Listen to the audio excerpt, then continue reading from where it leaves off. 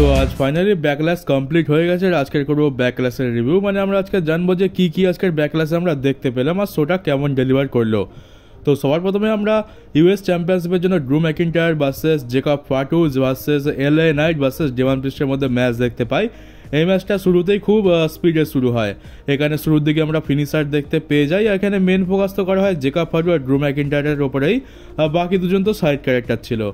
আর এখানে আমরা দেখতে পাই যে একটা মোমেন্ট আছে যেখানে চারজন একে অপরকে ফিনিশার লাগিয়ে দিয়ে চারজনই একদম রিংয়ের মধ্যে ঢের হয়ে পড়ে থাকে। এবার মেন মোমেন্টগুলো নিয়ে কথা বলা যাক। একটা সময় আমরা দেখতে পাই যে এখানে ড্রু ম্যাকিন্টায়ার কিন্তু ক্লেমোর কিক লাগিয়ে দেয় এলএ নাইটকে, তখন পিন করতে যায়। আর আমরা প্রায় ভাবছিলাম যে হ্যাঁ টাইটেল চেঞ্জ তো হয়ে গেছে, কারণ জেকব ফাটু তো বাইরে পড়ে রয়েছে আর পিন তো প্রায় হয়েই গেছিলো, কিন্তু মাঝখান থেকে এখানে ডেভান প্রিস্ট পা ধরে টেনে নেয় রেফারির, তো যার ফলে পিনটা ব্রেক হয়ে যায়। আর তারপর একটা বেকার জিনিস দেখতে পেলাম, কারণ বেকার তো বলবো, এক তো হচ্ছে আমরা ড্রু ম্যাকিন্টায়ারের সাথে ভালো কিছু দেখতে পাচ্ছি না। রেসলম্যানিয়াতে তার সাথে ডেভান প্রিস্টের ম্যাচ হয়েছিল বলে আমরা অনেকটা ক্রিটিসাইজ করেছিলাম। আমরা বলছিলাম যে ড্রু ম্যাকিন্টায়ার এর থেকে বেশি ডিজার্ভ করে, তো যাকে ড্রেটা রেসলম্যানিয়ার ব্যাপার, তো রেসলম্যানিয়াটা কেটে গেছে বাদ দাও। কিন্তু না, আমরা ডেভান প্রিস্ট ভার্সেস ড্রু ম্যাকিন্টায়ারের স্টোরি লাইন কন্টিনিউ হতে দেখতে পাবো, কারণ আমরা এরপর যেটা দেখতে পেলাম এরা মারামারি করতে করতে দর্শকদের ভেতরে চলে গেল। তারপর ওখানে একটা উঁচু জায়গাতে উঠে Devon priest ড্রু ম্যাকিন্টায়ারকে south of haven লাগিয়ে দেয় দুখানা টেবিলের ওপর। তো এখান থেকে তো পরিষ্কার যে এদের ফিউড এখান থেকে কন্টিনিউ হবে। মানে এরকম একটা ফিউড রেসলম্যানিয়ার পরেও কন্টিনিউ রাখার কোনো মানে তো হয় না, এমনকি রেসলম্যানিয়াতেও কোনো মানে তো দাঁড়াচ্ছিল না, কিন্তু এখনও এটা কন্টিনিউ করছে। এটা খুবই বেকার জিনিস। না তো এটা ডেভান প্রিস্টের জন্য ভালো কিছু হচ্ছে, আর ড্রু ম্যাকিন্টায়ারের জন্য তো একদমই ভালো হচ্ছে না। চ্যাম্পিয়নশিপ তো দূরে থাক, এখন ডেভান প্রিস্টই কপালে জুটছে। আর রিংয়ের মধ্যে থাকে জেকব ফাটু আর এলএ নাইট। তখন আমরা দেখতে পাই যে এলএ নাইট রিং সাইডের জেকব ফাটুকে অ্যানাউন্সার টেবিলের উপর শুয়ে দিয়েছে, এবার তার উপরে টপ রোপ থেকে জাম্প করবে, কিন্তু সোলো সিকোবা এসে জেকব ফাটুকে সরিয়ে দেয়। আর শুধুমাত্র সোলো সিকোবা নয়, তার সাথে আরেকজন এসেছিল, যেটা একটু শকিং ছিল। আমরা জানতাম তো এ আসবে, কিন্তু এইখানে আসবে এটা জানতাম না। আমরা দেখি যে জেব কব যে ডাব্লিউডব্লিউতে সাইন করেছে, আমি বলেছিলাম যে খুব তাড়াতাড়ি মেন রোস্টারে আসতে চলেছে, আর চলে এসছে। জেব কব সোলো সিকোবার সাথে এসে এলএ নাইটের উপর অ্যাটাক করেছে, যার ফলে জেকব ফাটু এই ম্যাচটাতে এলএ নাইটকে পিন করে জিতে গেছে। কিন্তু এখানে মেন বিষয় হচ্ছে যে জেব কবকে দেখে কিন্তু জেকব ফাটু একদমই খুশি নয়। জেকব ফাটু এখানে তাদের সাথে মানে কোনো রকম ইন্টারাকশন করেনি, সে সিম্পলি বেরিয়ে চলে যায় তার চ্যাম্পিয়নশিপ নিয়ে। আর সোলো সিকোবা আর জেকব ফাটু আলাদাভাবে বেরোয়, এরিনা থেকে লিভ করে। জেকব ফাটু একদম খুশি নয়, না তো সে যেখানে সোলো সিকোবাকে সাহায্য করতে বলেছে, না তো সে জেব কবকে নিয়ে আসতে বলেছে। তো এখানে তো পুরো একটা বোঝাই যাচ্ছে যে সে ম্যাচ তো জিতে গেছে, কিন্তু সে একদমই খুশি নয় সোলো সিকোবার ওপরে। আর সোলো সিকোবার হাত থেকে যেহেতু জেকব ফাটু বেরিয়ে গেছে, এখন তো জেকব ফাটু আর সোলো সিকোবার কথা শোনে না, উল্টে তাকে ডমিনেট করে। তাই মনে হচ্ছে সে আরেকজনকে নিয়ে এসছে জেব কবকে, যে এখন সোলো সিকোবার কথা শুনবে, যেমনটা জেকব ফাটু আগে শুনতো। কিন্তু তারপরেও তো কোনো লাভ নেই, কারণ কিছুদিন পর জেব কবও এই জেকব ফাটুর মতো এই এর টিম থেকে বেরিয়ে যাবে। জেকব ফাটু আর জেব কব নামটা বহুত গুলিয়ে যাচ্ছে। আর জেব কবকে আমি ইন্ডি রেসলিং প্রমোশনে দেখেছি, বেশ দারুণ দেখতে লাগতো। এখানে যখন দেখছি তখন বড় বেটে বেটে লাগছে, মানে হাইটটা খুবই কম। অন্য জায়গায় যেরকম দেখেছিলাম মনে তো ছিল যে হ্যাঁ বেশ বডি সডি তো বেশ ভালো মতো আছে, আর হাইটটাও ঠিকঠাকই লাগছিল। কিন্তু এই ডাব্লিউডব্লিউতে আসার পর দেখছি যে হাইটটা তো সোলো সিকোবার থেকেও কম, তো একটু নাটা মোটা মতো লাগছে। এটাকে তোমরা ব্রনসন রিডের একটা ছোট ভার্সন বলতে পারো। ব্রনসন রিডের সাইজটা অনেক বড়, কিন্তু সে বেটে, আর এটা হচ্ছে সাইজ তার থেকে একটু ছোট, কিন্তু সে বেটে। তো কেন জানি না বড় আজব লাগছে জেব কবকে। তো এবার দেখা যাক আমরা স্ম্যাকডাউনে কিরকম স্টোরি লাইন কন্টিনিউ হতে দেখতে পাই। আমরা তো ভেবেছিলাম যে সোলো সিকোবা ভার্সেস জেকব ফাটু দেখতে পাবো, কিন্তু মাঝখান থেকে জেব কব টপকে গেছে। এবারে একে নিয়ে কিভাবে কাজ চালায় সেটা এখন দেখতে হবে। আর এরপর আমরা অ্যানাউন্সমেন্ট দেখতে পাই যে নাইট অফ চ্যাম্পিয়ন্স আমরা সৌদি আরব থেকে দেখতে পেতে চলেছি জুন মাসের 28 তারিখে, মানে মানি ইন দ্য ব্যাংক হওয়ার 1 মাসেরও কম সময় বাকি, প্রায় 20 দিন পর আমরা দেখতে পাবো। আর এরপর আমরা ওমেন্স ইন্টারকন্টিনেন্টাল চ্যাম্পিয়নশিপের জন্য বেকি লিঞ্চ ভার্সেস লাইডা ওয়ালকিরিয়ার মধ্যে ম্যাচ দেখতে পাই। এটা একমাত্র ম্যাচ ছিল যেটা এই পুরো ম্যাচ কাটে ওমেন্স ডিভিশনের ম্যাচ, আর ম্যাচটা সত্যি খুব ভালো ডেলিভার করেছে। এরকম ম্যাচ দিলে ফ্যান্সদের দেখতে কোনো আপত্তি নেই। অন্যান্য সময় যে সমস্ত ম্যাচ দেয় সেগুলোর রেসলিং কোয়ালিটিও বেকার থাকে, স্টোরি লাইনও বেকার থাকে, আর দেখতেও বিরক্ত লাগে। তো এটা খুবই ভালো ছিল, এই ম্যাচটা তোমরা ডেফিনেটলি এনজয় করবে। এখানে মেন কথা বলি যে এখানে আমরা বেকি লিঞ্চের তরফ থেকে দুখানা ম্যান হ্যান্ডেল স্ল্যাম দেখি, যার উপরে কিক আউট হয়ে যায়। ভাবতে বড় আজব লাগে যে লাইডা ওয়ালকিরিয়ার মতো সুপারস্টার কিক আউট করে দিচ্ছে দুখানা ফিনিশারে, কিন্তু জেড কারগিল একটা ফিনিশারও কিক আউট করতে পারছে না। ডাব্লিউডব্লিউ এটা কিরকম বিচার।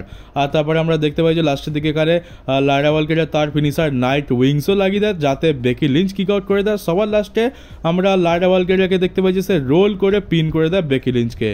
এটা তো খুবই আজব লাগছে, 3-4টে ফিনিশার পড়ার পর রোল করে পিন করে ম্যাচের রেজাল্ট বেরোচ্ছে। আর ঠিক আছে, মানতে পারছি যে বেকি লিঞ্চকে ক্লিনভাবে পিন করা যাবে না। তো তারপরেই বেকি লিঞ্চ এখানে রেগে গিয়ে অ্যাটাক করা শুরু করে। ম্যাচ শেষ হয়ে যাওয়ার পর তাকে সাবমিশন মুভ লাগায়। তা ভাবছিলাম যেখানে বেলি আসে, বেলির তো আসা উচিত, বেলির জন্য ওয়েট করছিলাম, কিন্তু বেলি তো এলো না। অফিসিয়ালসরা এসে এখানে ছাড়ালো বেকি লিঞ্চকে। তারপরে দেখতে পেলাম বেকি লিঞ্চকে ব্যাক স্টেজেতে নিয়ে যাওয়া হয়। তো এখানে কোনো রকম রিটার্ন তো দেখতে পেলাম না। আর মনে হচ্ছে বেকি লিঞ্চ আর লাইরা ওয়ালগারিয়ার স্টোরি লাইন কন্টিনিউ হবে। আর এরপর আমরা পেন্টা ভার্সেস ডমডমের মধ্যে ম্যাচ দেখতে পাই ইন্টার কন্টিনেন্টাল চ্যাম্পিয়নশিপের জন্য। আর এই ম্যাচে ইন্টারফারেন্স তো বহুত হয়েছে, জাজমেন্টের প্রত্যেকটা মেম্বার এসছে, ফিন বেলার, জেডি ম্যাকডোনা, কার্লিটো, তারা তো ছিলই। এবার তারা যখন পারলো না, লাস্টের দিকে আমরা দেখতে পেলাম যে এল গ্র্যান্ডে চলে আসে। এখানে চ্যাট গেবাল এসে পেনটাকে এই ম্যাচটা কস্ট করিয়ে দেয়। সে টপ রোপ থেকে পড়ে যায় এল গ্র্যান্ডের ফলে, আর যার ফলে ডমিনিক এখানে ওপর থেকে স্ল্যাশ লাগিয়ে পেনটাকে হারিয়ে দেয়। তো পেনটাকে হারানোটা তো খুব বড় ব্যাপার, আর ডাব্লিউডব্লিউ তাকে ক্লিনভাবে তো পিন করবে না। তো সেই জন্যই আমরা দেখতে পেলাম যে 4 জন এসে ঝামেলা পাকাচ্ছে। আর যেহেতু চ্যাট গেবালের লুচা ডোরের সাথে সমস্যা, তো চ্যাট গেবালকেও এখানে ঢুকিয়ে দিচ্ছে। চ্যাট গেবাল প্রত্যেকটা মেক্সিকান রেসলারদের পেছনে লাগবে, আর এটা একটা ভালো উপায় হয়ে গেছে। আর এবার তো পরিষ্কার আমরা চ্যাট গেবাল ভার্সেস পেন্টার মধ্যে এবার ফিউড দেখতে পাবো। এবার যে কাজটা রে মিস্টেরিওর করার কথা ছিল রেসলম্যানিয়াতে, সেই কাজটা পেন্টা করতে পারে কিনা সেটাই দেখার, কারণ তার ভাই রে ফিনিক্স তো সেটা করতে পারলো না। আর এরপর আমরা দেখতে পাচ্ছি ডাব্লিউডব্লিউ স্যাটারডে নাইটস মেন ইভেন্টের জন্য জে উসো ভার্সেস লোগান পলের ম্যাচটা অফিসিয়াল করে দিয়েছে। আর এরপর আমরা দেখতে পাই রিং জেনারেল গান্থার ভার্সেস প্যাট ম্যাকাফির মধ্যে ম্যাচ। এই ম্যাচটা যেমন আমরা ভেবেছিলাম অতটা এক্সট্রিম লেভেলে তো যায়নি, কিন্তু ভালো মতোই ডেলিভার করেছে, কারণ প্যাট ম্যাকাফিকে তো কমেন্ট্রিও করতে হবে। অতিরিক্ত হয়ে গেলে আবার যদি কিছু ইনজুরি হয়ে যায় তখন আবার প্রবলেম হয়ে যাবে। তো এখানে প্যাট ম্যাকাফি খুব ভালো মতো ডমিনেট হয়েছে, ডমিনেট তো করতে পারেনি গান্থারকে, বহুত মার খেয়েছে প্যাট ম্যাকাফি। এখানে মাইকেল কোলের ইনভলভমেন্টও আমরা দেখতে পাই। মাইকেল কোল আর ওয়েড ব্যারেট পুরো ম্যাচটা চলাকালীন দাঁড়িয়েই ছিল, আর এখানে প্যাট ম্যাকাফির কি বলা যায় মনোবল বাড়াচ্ছিল।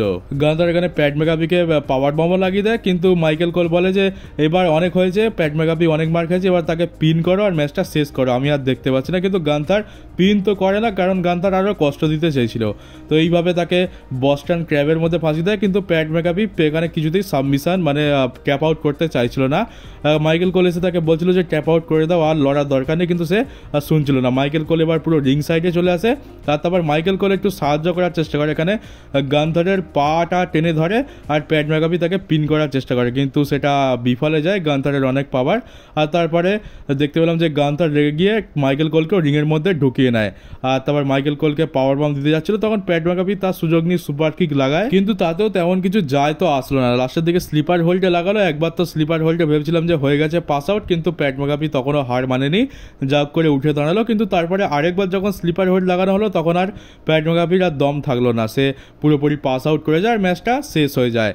ভেবেছিলাম ম্যাচ শেষ হয়ে যাওয়ার পর দারুণ আরও অ্যাটাক করবে, কিছু ভয়ঙ্কর কিছু করার চেষ্টা করবে। রিংয়ের মধ্যে মাইকেল কোল আর প্যাট ম্যাকাফি দুজনেই ছিল, কিন্তু গান্থার তো এখানে অন্য জিনিস দেখালো। গান্থার এখানে প্যাট ম্যাকাফিকে সম্মান দেখালো, আর তাকে মানে এমনটা দেখানোর চেষ্টা করলো যে তুমি খুব ভালো পারফর্ম করেছো একজন কমেন্টেটর বা একজন সেলিব্রিটি হয়ে।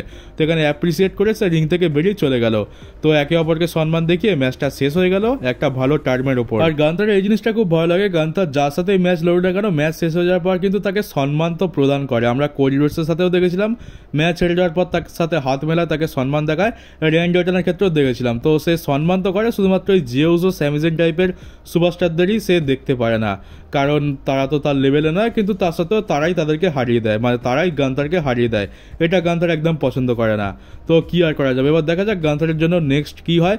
আর আজকে আমরা গোল্ডবাগকে তো দেখতে পেলাম না, এখানে আশা তো করেছিলাম যে গোল্ডবাগ রিটার্ন তো করবে, কিন্তু যেহেতু গান্থার এখানে কোনো এক্সট্রিম কিছু করার চেষ্টা করেনি, এমনকি ম্যাচ শেষ হয়ে যাওয়ার পর কোনো অ্যাটাক করেনি, মাইকেল কোল আর প্যাট ম্যাকাফিকে দুজনকে একসাথে ধরে বাজায়নি, তাই গোল্ডবাগের এখানে আসার কোনো দরকার পড়েনি। হয়তো অন্য কোনো শোয়ের জন্য গোল্ডবাগের রিটার্নটাকে তুলে রেখেছে, তো আশা রেখেছিলাম কিন্তু আসেনি। আর এরপর আছে main event Randy Orton versus John Cena for the undisputed WWE championship, যেটা নিয়ে আমাদের তেমন হাইপ ছিল না, তেমন আমরা আশাও করিনি যে এই ম্যাচটা অতটা ভালো হবে, কারণ আমরা জানি কেন এটা হচ্ছে। কিন্তু সারপ্রাইজিংলি এই ম্যাচটা খুব ভালো হয়েছে। না, জন সিনা তেমন পারফর্ম তো করেনি, সে তো রেসলিং রুইনই করতে চেয়েছিল, কিন্তু র্যান্ডি অর্টন আমরা তার থেকে যা পারফরমেন্স দেখতে পেয়েছি বলতে পারো যে তার ক্যারিয়ারের one of the best performance ছিল আজকের দিনে। আজকের এই ম্যাচটা র্যান্ডি অর্টন পুরো নিজের নামে করে নিয়েছে, আর আমরা বছরের পর বছর পরও আমরা এই ম্যাচটার কথা মনে রাখবো। তো প্রথমে র্যান্ডি অর্টনের এন্ট্রান্স দেখতে পাই, ক্রাউড এখানে র্যান্ডি অর্টনের গান গায়, আর অবশ্যই গাইবে কারণ এটা র্যান্ডি অর্টনের হোম ক্রাউড। আর তারপর জন সিনার এন্ট্রান্স দেখতে পাই একটা নতুন মার্চেন্ডাইজ নিয়ে, আর জন সিনা নিজের সারা জীবনে যত না মার্চেন্ডাইজ বের করেছে তার থেকে তো বেশি মার্চেন্ডাইজ এই 2025 সালে বের করে দিয়েছে। তো বিজনেস তো খুবই জোরদার চলছে। তো ম্যাচের শুরুতে আমরা দেখতে পাচ্ছি জন সিনার তো তেমন কোনো ইচ্ছা নেই, সে একটু চেষ্টা তো করে কিন্তু হয় না, মানে র্যান্ডি অর্টনের সাথে পেরে ওঠে না। তারপর সে বলে যে না, দরকার নেই, আমি লড়বো না, আমি রিং ছেড়ে বেরিয়ে যাচ্ছি। সে বেরিয়ে র্যাম্পের দিকে চলে যাচ্ছিল, কিন্তু র্যান্ডি অর্টন দৌড়ে গিয়ে তাকে ধরে নিয়ে আসে রিংয়ের মধ্যে। তারপরে আমরা জন সিনার তরফ থেকে স্টিপও দেখতে পাই, কিন্তু তাতেও কোনো কাজ হয় না। এখানে জন সিনার যেমন একটা যেন গা ছাড়া ভাব লাগছিল, যেমনটা আমরা রেসলম্যানিয়াতে দেখেছিলাম। তার লড়ার ইচ্ছাই নেই, যা করে ম্যাচ জিততে পারলেই হলো, এটা তার ক্যারেক্টার অনুযায়ী সে করছে। এবার মেন মোমেন্টগুলোর ব্যাপারে কথা বলি। এই ম্যাচে আমরা অনেক আর্কেও দেখতে পেয়েছি, কম করে হলো 10-12 খানার তো ওপরে হবেই। তো এবারে প্রথম আর্কেওটা আসে, আমরা দেখতে পাচ্ছি জন সিনা র্যান্ডি অর্টনকে এ লাগাতে যায়, কিন্তু সেই এটাকে একটা আর্কেওতে কনভার্ট করে দেয়। আর যেহেতু দুজনেরই চোট লেগে তো কেউই পিন করতে পারে না। আর এখন একটা রীতিনীতি হয়ে গেছে যে রোমান রেন্সের ম্যাচের মতো এখন জন সিনার ম্যাচে তো রেফারি আছে, মানে রেফারিকে ফকটিয়ে মার খেতে হবে। আর এখানে জন সিনা র্যান্ডি অর্টনকে ধাক্কা মারে, যার ফলে সে রেফারির গায়ে গিয়ে পড়ে। তো রেফারি তো হয়ে গেল এখানে শেষ। তারপর আমরা র্যান্ডি অর্টনের তরফ থেকে আর্কেও দেখতে পাই, যেখানে রেফারি পিন করতে দেরি করে ফেলে, যার ফলে কিক আউট তো হয়ে যায়। আর তারপর একটা মোমেন্ট দেখেছিলাম যখন দেখছে যে রেফারি মাটিতে পড়ে আছে, তো জন সিনা তখন তার চ্যাম্পিয়নশিপটা নিয়ে এসে র্যান্ডি অর্টনকে মারতে যায়, কিন্তু সেটাকেও আর্কেওতে কনভার্ট করে দেওয়া হয়। তারপরে আমরা দেখতে পাই যে রেফারিটা গড়ি রিং সাইডে যায়, অ্যানাউন্সার টেবিলের ওইদিকে গিয়ে জন সিনা আর র্যান্ডি অর্টন মারামারি করতে থাকে। তারপর আবার ধাক্কা লাগে রেফারির গায়ে, তো রেফারি তো আবার যাও করে একটু দাঁড়িয়েছিল, তো ব্যাস আবার পড়ে গেল। আর এবারে অ্যাটিটিউড অ্যাডজাস্টমেন্ট লাগাতে যায় অ্যানাউন্সার টেবিলের উপরে জন সিনা র্যান্ডি অর্টনকে, কিন্তু এখানে র্যান্ডি অর্টনই উল্টে লাগিয়ে দেয় জন সিনাকে অ্যানাউন্সার টেবিলের উপরে। কিন্তু অ্যানাউন্সার টেবিলটা ভাঙেনি, কারণ এখন তো বেশ মজবুত আর ভালো কোয়ালিটির অ্যানাউন্সার টেবিল দেওয়া হয়। তো এবার র্যান্ডি অর্টন কী করে, যেহেতু রেফারি পড়ে রয়েছে, তোকে দেখার তো কেউ নেই, তো রিং সাইডের চারিদিকে ঘুরে একটা টেবিল খোঁজে, তো রিংয়ের তলা থেকে টেবিল বার করে সাজায়, আর তার উপরে জন সিনাকে লাগিয়ে দেয়। আর এরপর রিংয়ের মধ্যে যে অ্যাকশন যায়, রিংয়ের মধ্যে আমরা আবার র্যান্ডি অর্টনের তরফ থেকে আর্কেও দেখতে পাই, সে পিন করে, কিন্তু রেফারি একটা 2 নম্বর রেফারি আছে, আর তার একটু আসতে দেরি হয়ে যায়, তো এখানে জন সিনা কিক আউট করে দেয়। আর তারপর র্যান্ডি অর্টন আর্গুমেন্ট করতে থাকে যে না, 2টো নয়, বরং আমি 3খানা কাউন্টই হয়ে গেছে, তুমি ভালো করে দেখো। রেফারির এখানে দোষ বার করতে থাকে, আর যা সুযোগ নিয়ে এখানে পেছন থেকে জন সিনা চ্যাম্পিয়নশিপ বেল্ট দিয়ে র্যান্ডি অর্টনকে মারতে যায়। র্যান্ডি অর্টন নিচু হয়ে যায়, আর যে নতুন রেফারিটা ছিল তার মাথায় গিয়ে লাগে। আর তারপর জন সিনাকে আরেকটা আর্কেও লাগিয়ে দেয় র্যান্ডি অর্টন। আর এবারে বিরক্তিকর বিষয় হচ্ছে যে এক গাদা এখানে অফিসিয়ালস আছে, আমরা দেখতে পাই যে স্যুট বুট পরা, প্রথমে তো নিক ওয়াল্ডিস আছে, তার সাথে সাথে আরও 4-5 জন আছে। তারা এসে তাদের সাথে কোনো রেফারি না নিয়ে এসে কী করছে, যে রেফারিটা মার খেয়েছে তাকে এসে চেক করছে, আর র্যান্ডি অর্টন ওইদিকে জন সিনাকে পিন করছে, কিন্তু কোনো রেফারি নেই। তারা যখন আসছে তো একটা সঙ্গে করে আরেকটা রেফারি নিয়ে আসতে পারতো, এমনি সময় তো রেফারি মার খেয়ে পড়ে থাকে, কিন্তু কেউ দেখতেও আসে না। এখন যত দরদ রেফারির জন্য উতলে উঠছে, তো সবাই এখানে রেফারিটাকে চেক করছে। তো এবার র্যান্ডি অর্টনের মাথা গরম হয়ে যায়, জন সিনা একটা কোণে পড়ে রয়েছে। এবার র্যান্ডি অর্টন নিক ওয়াল্ডিসকে আর্কেও লাগায়, তার সাথে সাথে যে 4 জন না 5 জনের ছিল তাদেরকেও একটার পর একটা আর্কেও লাগিয়ে দেয়। তো আর্কেও সংখ্যা এখানে 10-12 খানার ওপরে চলে যায়। এবার র্যান্ডি অর্টন দেখে নেয় যে না, অনেক হয়েছে আর্কেও দিয়ে, এবার একটু পয়েন্ট কিক ইউজ করা যাক। তো র্যান্ডি অর্টন এবারে পয়েন্ট কিক ইউজ করার জন্য রেডি হয়, আর জন সিনাকে পয়েন্ট কিক মারতেই যাবে, কিন্তু R-Truth চলে আসে। আর এই প্রথমবার আমার R-Truthকে দেখে এত বেশি রাগ, মানে পুরো মাথা তো গরম হয়ে যায়। R-Truth এখানে তার চাইল্ডহুড হিরো জন সিনাকে সেভ করতে আসে, আর সে এখানে এসে হাত জোড় করে যে না, পয়েন্ট কিক মেরে আমার চাইল্ডহুড হিরোর মাথা মুন্ডু উড়িয়ে দিও না। আর এখানে র্যান্ডি অর্টন রেগে গিয়ে R-Truthকেও আর্কেও লাগিয়ে দেয়। তো এবারে এখানে তো জন সিনা টাইম পেয়ে যায়, যার ফলে লো ব্লো লাগায়, আর তারপরে টাইটেল শট একটা মেরে দেয় মাথায়। আর তারপর যে রেফারিটা প্রথমে মার খেয়ে পড়েছিল সে এসে পিন করে দেয়, আর এখানে টাইটেল সাকসেসফুলি রিটেন করে নিয়েছে। আর জন সিনার হিল টার্ন করার পর তার একটা নতুন ফিনিশার হয়ে গেছে এটা, আর ফিনিশারটার নাম আমি দিয়েছি রেফারি ডাউন টাইটেল শট। মানে রেফারিকে প্রথমে মেরে ডাউন করো, তারপর টাইটেল দিয়ে অপোনেন্টের মাথায় মারো, তো রেফারি ডাউন টাইটেল শট, কারণ দিয়ে তো কোনো কাজ হচ্ছে না। তারপর আমরা জন সিনার তরফ থেকে একটা ছোট্ট প্রোমো দেখতে পাই, সে লাস্ট রিয়াল চ্যাম্পিয়ন এইটা বলে সে নিজেকে সম্বোধন করে। আর তারপরে এখানে পুরো ব্যাকল্যাশটা অফ এয়ার চলে যায়। তো এবার অফ এয়ার চলে যাওয়ার পর কী হয় সেটা বলি। অফ এয়ার চলে যাওয়ার পর এখানে পুরো crowd thank you Cena chant করে। আর তখন আমরা জন সিনা দেখতে পাচ্ছিলাম যে মুখের এক্সপ্রেশনটা একটু চেঞ্জ হচ্ছে, মনে হচ্ছে যেন ক্যারেক্টার ব্রেক করবে, মানে সে হাসছে, সে টাইটেলের দিকে তাকাচ্ছে, ক্রাউডের দিকে তাকাচ্ছে, ভাবছে যে আমি কি ক্যারেক্টার ব্রেক করবো নাকি করবো না।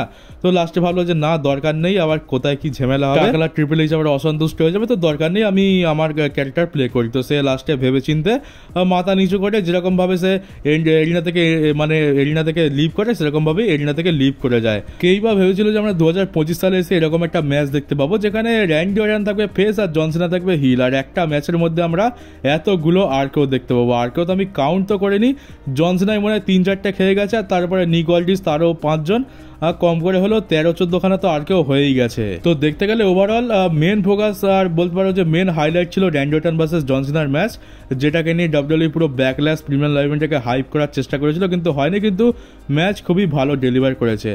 আর আজকের কোনো রকম রিটার্ন নেই, বেলি আসলো না, গোল্ডবার্গ আসলো না, আমরা শুধু আজকের একটা ডেবিউ দেখতে পাই যেটা ছিল জেব কবের ডেবিউ। আর বড় আজব লাগছে যে ব্যাকল্যাশে যে ক্রাউড ছিল সেই ক্রাউডটা তো ভালো ছিল, কিন্তু যখন জেব কব আসলো ক্রাউডের কিন্তু তেমন খুব একটা রিয়াকশন আমরা দেখতে পাইনি, যেন ক্রাউড খুব একটা ভাও দিল না। ওর থেকে যদি আমাদের লর্ড টাঙ্গালোয়ার রিটার্ন হতো তাহলে হয়তো ক্রাউড বেশি খুশি হতো আর বেশি চিয়ার করতো।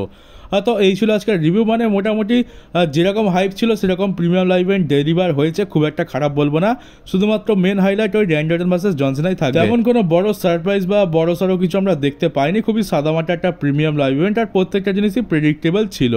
তো চলো গাইজ, এই ছিল আজকের ব্যাকল্যাশ প্রিমিয়াম লাইভ ইভেন্ট, আর এই ছিল আজকের আমার রিভিউ ভিডিও। তোমাদের কেমন লাগলো ব্যাকল্যাশ তোমরা কমেন্ট বক্সে অবশ্যই জানিও। নতুন থাকলে চ্যানেলটাকে সাবস্ক্রাইব করে নোটিফিকেশন বেলটাকে অবশ্যই অন করে দিও, পারলে ভিডিওটাকে শেয়ারও করে দিও। তো চলো বন্ধুরা, দেখা হচ্ছে তোমাদের সাথে ডাব্লিউডাব্লিউইর পরের একটা নিউজ ভিডিওতে।